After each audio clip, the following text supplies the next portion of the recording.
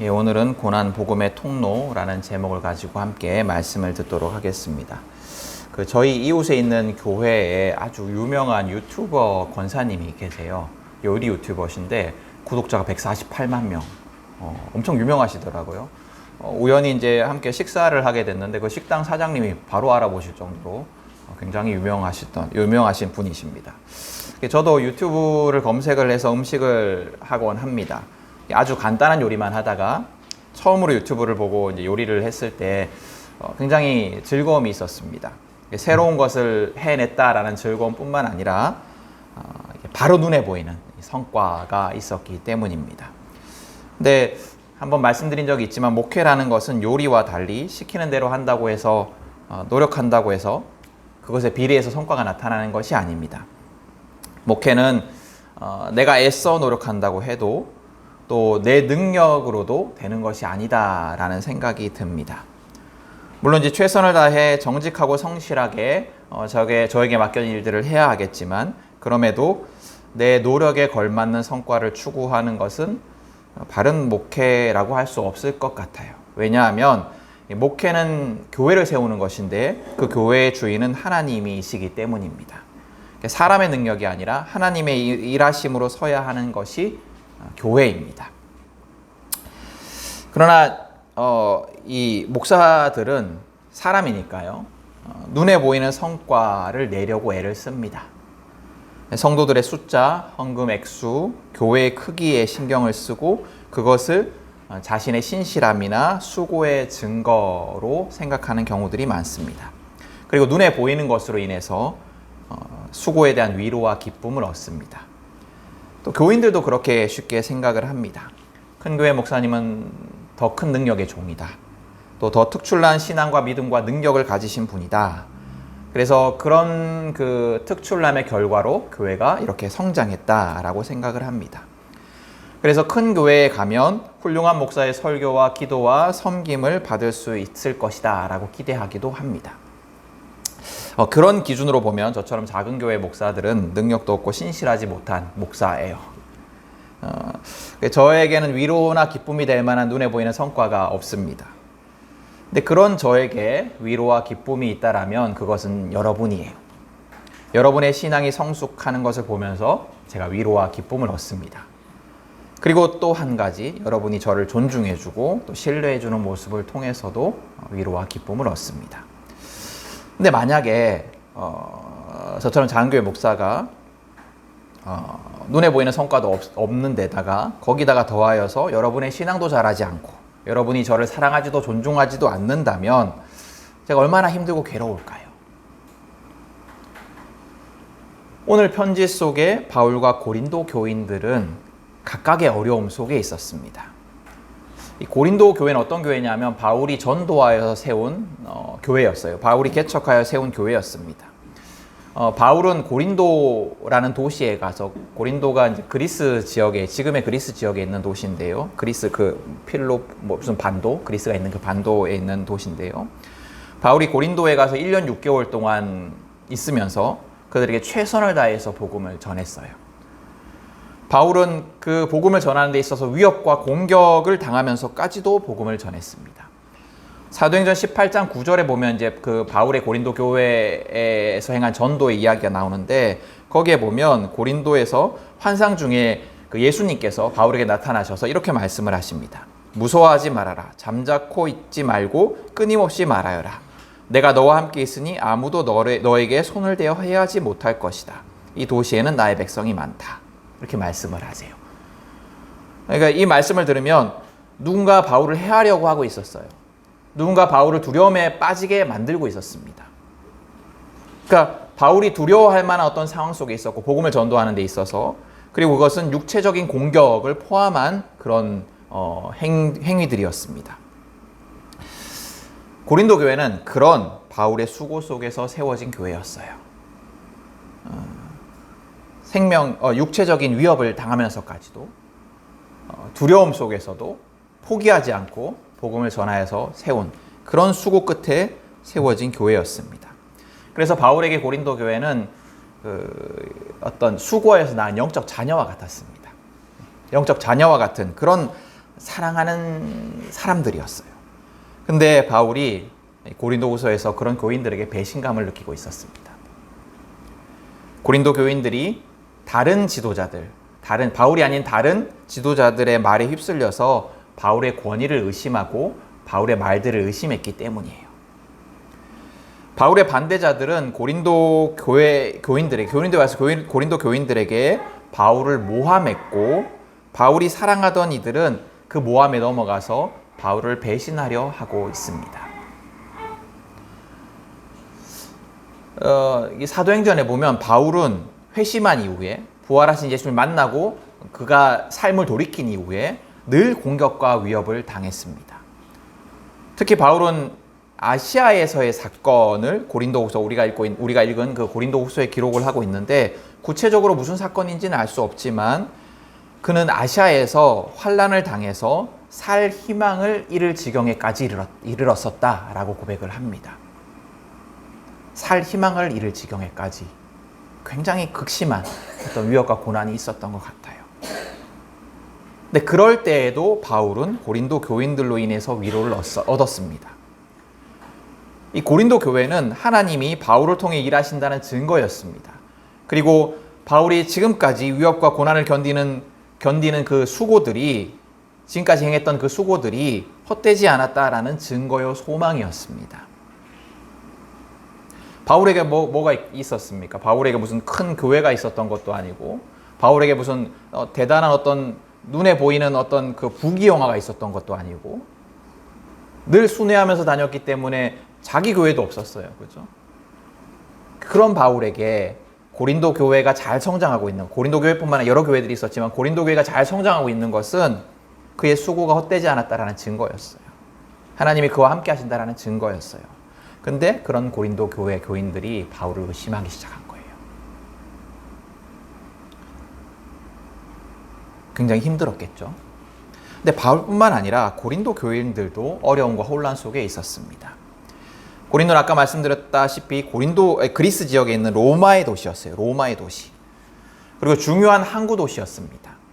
그래서 좋게 말하면 항구 도시니까 자유분방하고, 좋게 말하면 자유분방하고, 나쁘게 말하면 굉장히 방탕한 분위기의 도시였어요.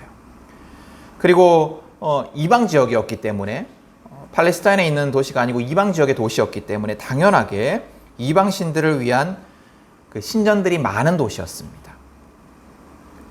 그런 곳에서 예수를 믿는다는 것, 그리스도인이 된다라는 것은 철저히 소수자가 되는 선택이었어요.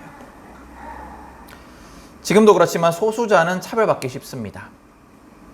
다수와 다르다는 이유로 차별과 조롱을 당하고, 또 다수에 의해서 다수와 같아지기를 강요당합니다.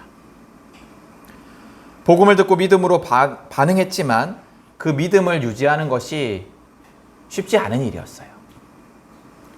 두렵고 힘든 일이었습니다. 다시 예전으로 돌아가면, 그리스도인이 되는 것을 포기하면 이 어려움을 겪지 않아도 되기 때문에 포기하고 싶은 마음도 컸을 거예요. 그냥 예전처럼.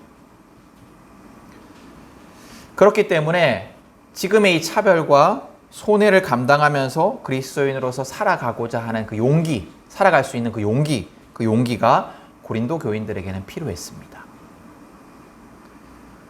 그리고 또 이 다른 지도자, 아까 말씀드렸던 다른 지도자들의 등장으로 인해서 자기들에게 복음을 전했던 그 바울이 진짜 사도인가, 바울이 진짜 믿을 만한 복음 전도자인가 라는 것에 대한 의심과 혼란이 생겼어요.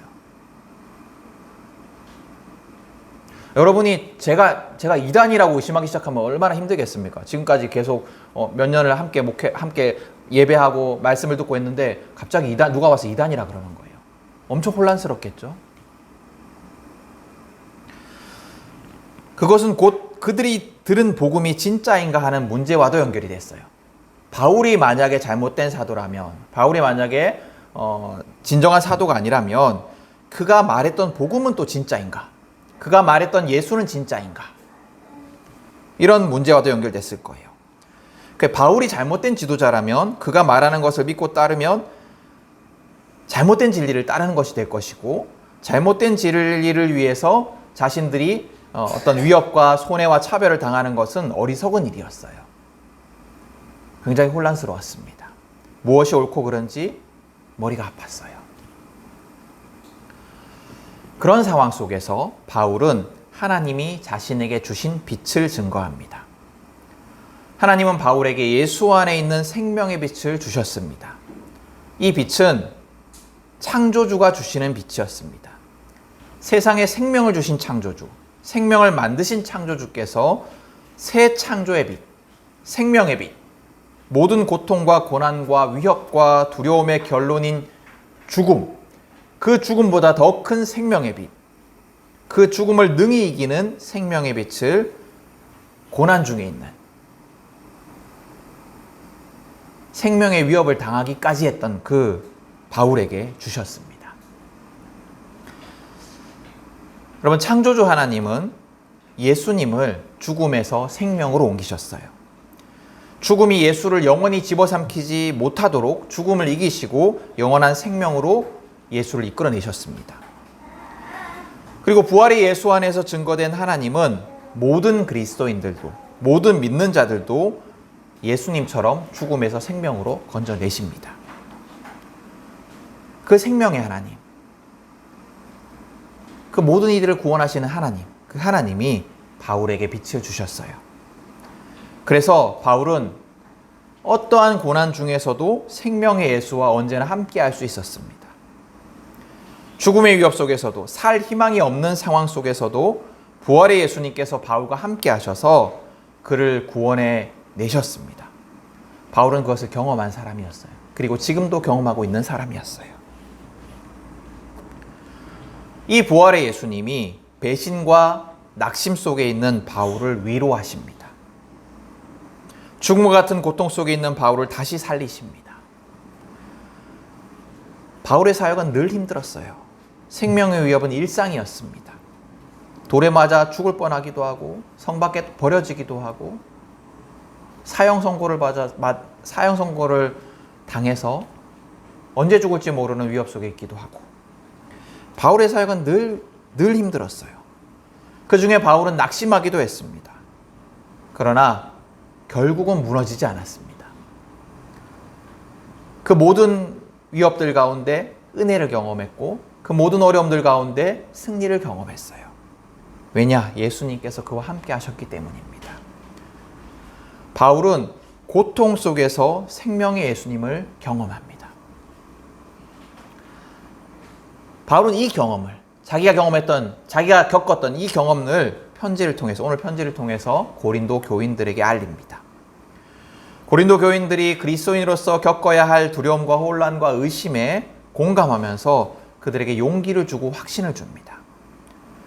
바울을 모함하는 사도들로 인한 혼란에 바울과 함께 하셨던 그 하나님의 일하심을 증거하면서 고린도 교인들에게 확신을 줍니다. 내가 거짓 사도가 아니다. 나와 함께 하셨던 하나님이 진짜이듯이 나도 진짜다.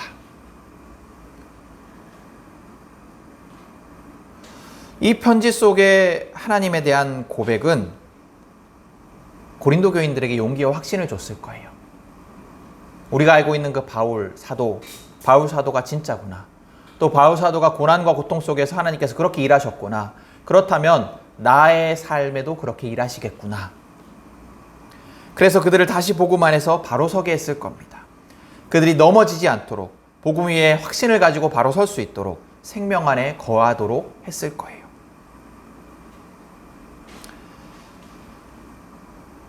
바울을 고통 속에서 살려냈던 것, 바울을 죽음과 같은 그 고통 속에서 살려냈던 것은 예수의 고난과 죽음이었어요. 바울을 구원한 것은 예수의 고난과 죽음이었습니다. 그렇듯이 바울이 당한 고난과 죽음과 같은 고통은 고린도 교인들을 구원하는 중요한 과정이었어요.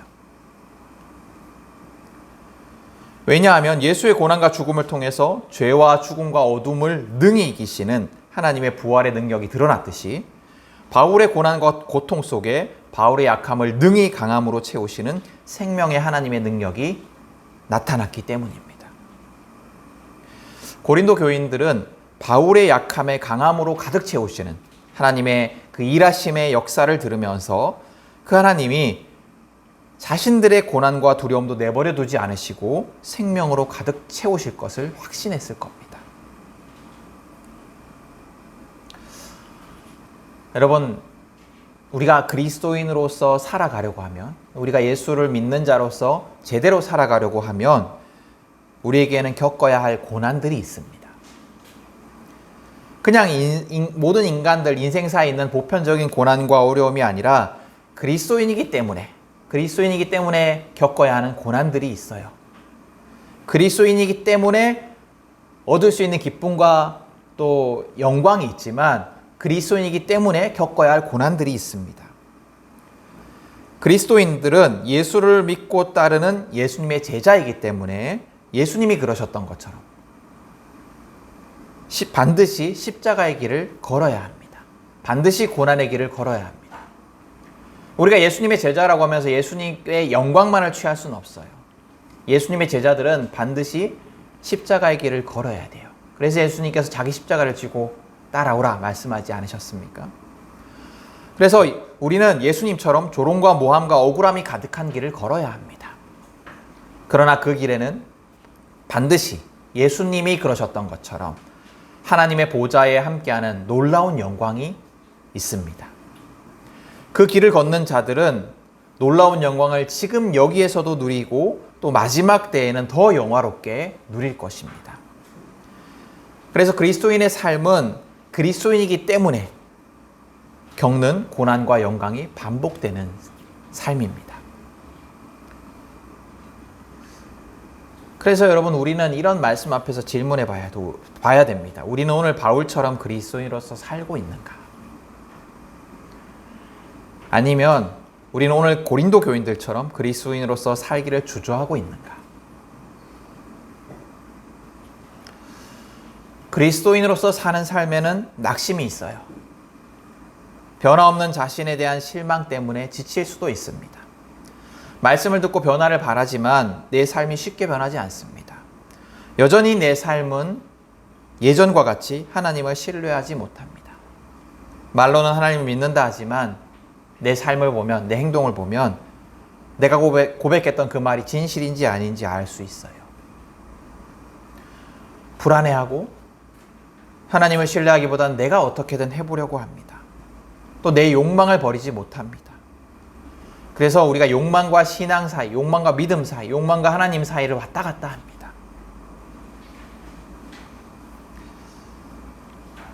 오늘 우리 성서정과 말씀으로 설교를 하고 있다라고 제가 여러 번 말씀을 드렸죠. 오늘 성서정과의 구약과 복음서 말씀은 어떤 말씀이냐면 안식일에 관한 말씀이에요.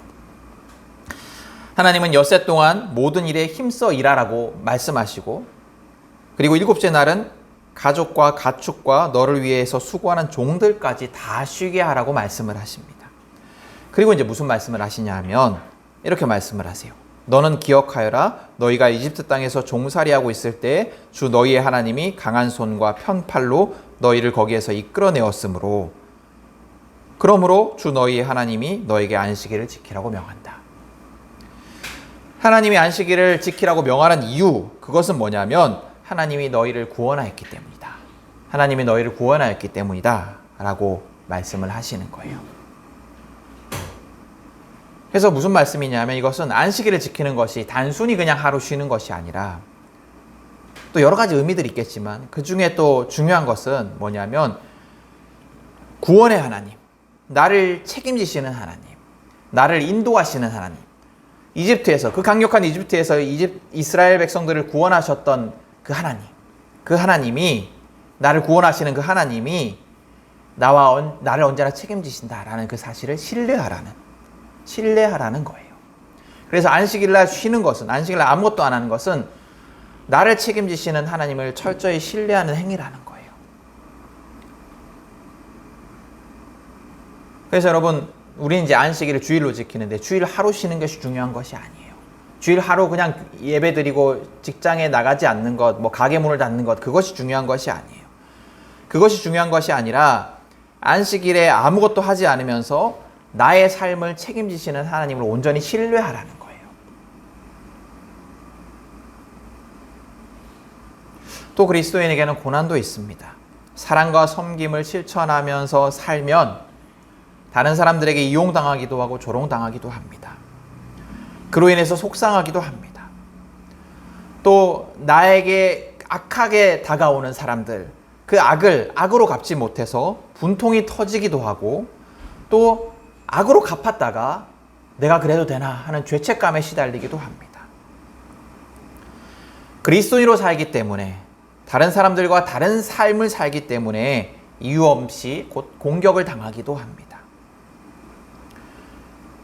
그리스도인은 세상의 방식을 따르는 다수의 사람들과는 다른 소수자의 삶을 살아가는 거예요. 그렇기 때문에 그리스도인들은 소수자가 당하는 차별과 혐오와 배제와 오해를 경험할 수 있습니다. 또 그리스도인들은 복음을 전하는 자들이기 때문에 그로 인한 실망과 어려움들도 있습니다. 우리가 복음을 전하지만 복음을 전하기 합당한 삶을 살지 못해서 우리가 전하는 복음이 조롱당하기도 합니다. 너나 잘해라 라는 말을 듣기도 합니다. 또 오늘 바울처럼 우리도 최선을 다해 섬기고 사랑하며 복음을 전한 그 사람들에게 오해를 사기도 하고 배신을 당하기도 합니다. 섭섭한 일을 당하기도 해요. 그런 우리에게 하나님은 바울에게 그러셨던 것처럼 예수 그리스도에게 나타나신 하나님의 영광을 아는 지식의 빛, 예수 안에 있는 생명의 빛을 주십니다. 바울의 약함 속에 임하셔서 그에게 생명을 주신 것처럼 그렇게 우리에게도 임하십니다. 하나님은 우리의 약함, 두려움, 고난, 낙심과 무너짐에 함께 하셔서 하나님의 구원의 능력을 드러내십니다. 바울을 죽음에서 건져내신 하나님이, 그 하나님이 우리의 하나님이세요.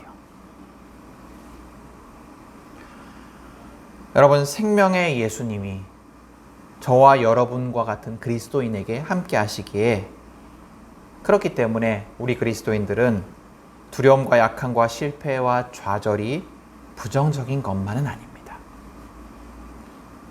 우리가 그리스도인으로서 겪어야 하는 그 어려움들이 부정적인 것만은 아니에요. 제거해야 하는 그런 부정적인 것이 아니에요. 또 절대 겪어서는 안 되는 그런 것들이 아닙니다. 도리어 그것은 하나님의 영광과 능력을 드러내는 도구가 됩니다. 그래서 그리스도인에게 두려움과 약함과 실패와 고난은 어쩌면 고통스러운 복이기도 합니다. 고통스럽다고 말씀드린 것은 결코 약함과 실패와 고난이 쉬운 일이 아니기 때문이에요. 그게 결코 낭만적인 것이 아니기 때문이에요.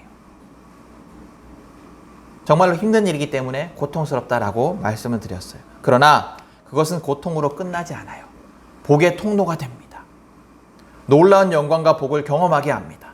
예수님의 고난과 그 십자가가 부활의 영광으로 나타났듯이 우리의 그 약함과 고난과 아픔들은 놀라운 영광과 복을 경험하게 하는 통로가 됩니다. 또 우리를 통해서 우리 약함을 통해서 생명의 주님의 영광이, 놀라운 영광이 드러납니다. 그래서 그것은 고통스럽기만 한 것이 아니라 고통인 것으로 끝나는 것이 아니라 고통스러운 복입니다. 여러분, 그리스도인으로서 살아가는 것이 두렵습니까? 그리스도인에게는 고난이 있다고 하니까 그리스도인으로서 살아가는 것이 두렵습니까? 또 그리스도인으로서 감당해야 하는 손해와 비난과 조롱과 배신이 두렵습니까? 또 그리스도인으로서 살아가려고 하면 겪어야 할 그 고민들이 피곤합니까? 여러분, 그 고난들이, 그 고민들이, 그 아픔들이 도리어 우리에게 복의 통로가 됩니다. 우리는 홀로 그 고난들을 감당하지 않습니다. 그리스도인으로서 살기를 원하는 자에게는, 그래서 예수님을 따라서 예수님의 제자가 되기를 원하는 자에게는, 예수님의 제자의 길을 걸어가는 자에게는 생명의 주님이, 부활의 주님이, 능력의 주님이 언제나 함께 하십니다. 생명의 주님이 언제나 그리스도인과 함께 하기 때문에 그 고난이 심지어 죽음과 같이 고통스러울지라도 우리를 절대 삼킬 수 없습니다. 고난이 깊을수록, 고난이 극심할수록 우리가 부활의 주님과 함께 누릴 영광은 더 커질 뿐입니다. 그리스도인의 삶에는 더 이상 삶의 불안과 고통과 두려움이 주인 노릇 하지 못합니다. 우리의 진정한 주인이신 하나님이 우리의 삶을 세세하고 완전하게 책임지실 것이기 때문입니다. 언제나 우리의 모든 것을 아시고 우리의 필요에 응답하실 것이기 때문입니다. 삶의 불안과 고통이 또 두려움이 때때로 나를 집어삼키는 것 같을지라도 그렇게 보일지 모르겠지만 그것은 잠시일 뿐입니다. 우리를 책임지시는 하나님이 우리와 함께 하시는 생명의 주님이 예수님이 우리를 구원하십니다. 어떤 고난 속에서도. 그리고 이처럼 우리가 그리스도인으로서 고난 속에서 부활의 주님을 경험하고 부활의 능력을 경험하고 그것을 증거하며 살아갈 때 그런 우리를 통해서 복음이 증거됩니다. 우리를 통해서 생명이 증거됩니다. 바울이 그러했던 것처럼 바울이 고난 속에서 생명의 주님을 만나고 경험했던 것을 통하여서 그가 전하는 복음이 증거됐던 것처럼 우리를 통해서도 우리의 고난을 통해서도 그렇게 복음이 증거됩니다. 여러분 교회에 이렇게 많은 사람들을 만나다 보면 정말 이렇게 평탄한 삶을 살아가신 분들이 계세요. 아무 별 크게 큰 걱정 없이 평안한 삶을 살아가신 분들이 계세요. 근데 그런 분들을 우린 부러워하죠. 그래서 그런 분이 만약에 막 오래된 신앙의 가문의 사람이라면 역시 그렇다. 그렇게 우리가 막 칭송합니다. 그러나 여러분 그런 사람들을 통해서는 복음이 증거되지 않아요. 복음은 평탄한 삶을 통해서 증거되지 않습니다. 아무 걱정도 눈물도 수고도 없는 삶을 통해서 증거되지 않습니다. 복음은 역전의 삶을 통해서 증거됩니다. 고난과 아픔과 두려움을 역전시키시고 그것이 힘을 잃는 삶, 하나님이 책임지시는 삶을 통해서 복음이 증거됩니다. 그리스도인인 우리가 고난을 겪는 것은 그것이 나를 살리는 십자가의 길일 뿐만 아니라 다른 이들을 살리는 구원의 길이기 때문입니다.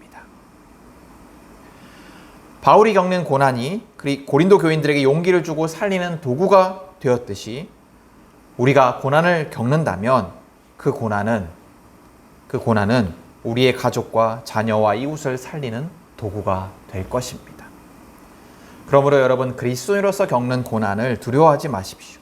그리고 고난 중에 하나님의 일하심을 기대하고 신뢰하십시오. 여러분 오늘 바울은 자신의 고난 속에 임하셔서 그를 붙들어 주시고 승리하게 하신 생명의 예수를 증거합니다. 그것으로 인해서 자신이 어떤 고난 속에서도 무너지지 않았다고 고백합니다. 이 바울의 편지는 흔들리던 고린도 교인들을 붙들어 주었을 것입니다. 그들에게 용기와 확신을 주었을 거예요. 여러분 고린도 교인들을 붙들었던 오늘 이 말씀이 우리를 붙드는 말씀이기를 축복합니다. 두려워하고 주저하고 고난 속에 있고 힘들어하는 우리를 붙드는 말씀이기를 축복합니다. 예수를 죽음에서 살리신 하나님이 성령 안에서 우리와 함께 하십니다. 고난 중에 영광 받으신 예수님이 성령 안에서 우리와 함께 하십니다. 삼위일체 하나님의 위로와 능력이 언제나 우리와 함께 합니다. 여러분 그 하나님을 의지하며 용기를 내서 십자가의 길을 걸으십시오. 우리와 함께 하시는 주님으로 인해서 늘 용기를 잃지 마십시오. 우리의 길에는 반드시 영광이 가득할 것입니다. 그 소망 가운데 살아가는 우리 모두가 될 수 있기를 축복합니다.